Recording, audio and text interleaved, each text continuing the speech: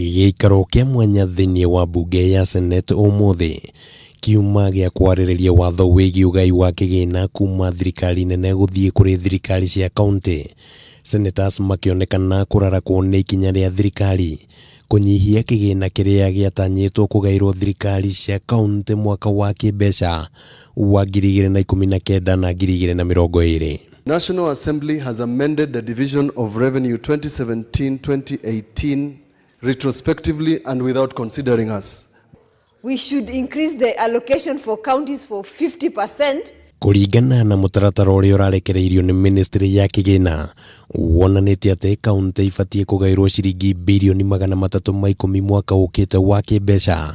Kĩgĩna gĩkĩ gĩkinyihĩra cia mwaka ũyũ na ciringi birioni 4, na thĩinĩ wa gĩikaro gĩkĩ Senator matigĩrĩra atĩ watho ũyũ nĩ wacenjio nĩguo gũkinyanĩria mĩtaratara ya gĩgatiba ya ũgai wa kĩgĩna.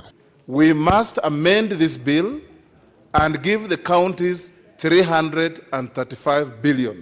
Gĩtũmi gĩa thirikari kũnyihĩria kaunti mbeca kĩheanĩtwo gũkorwo arĩ nĩ ũnyihu wa kũrogota mbeca cia magoti, no gĩkĩ tikĩo gĩtũmi kĩngĩiguithirie senators, na haha ministry ya kĩgĩna yokĩrĩrwo na njĩra nene. The constitution is very clear. Where there is a shortfall of revenue collection in the country, the national government absorbs the shortfall. Treasury has not revised the revenue collection estimates. So why the question I asked is, why are we reducing money to counties? Thirikari nĩ yanĩrĩire atĩ wonjoria wa bũrũri nĩ ũrathiĩ na mbere ũkũrĩte na gĩcunjĩ gĩa 6%, na ningĩ kĩgĩna kĩa bajeti ya mwaka tũrorete wa kĩmbeca nĩ ciringi tiririoni 1.5, na rĩu kũrĩ senators ikinya rĩa kũnyihia mbeca cia kaunti nĩ ũndũ ũmwe wa kũraga ũtambũrũkia wa mahinya. Devolution is failing because of resources.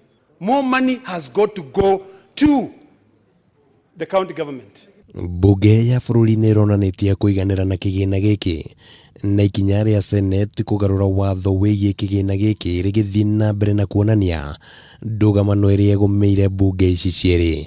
Handũ-inĩ ha Kameme TV, rĩtwa rĩakwa nĩ Kĩmani wa Ngũnjiri.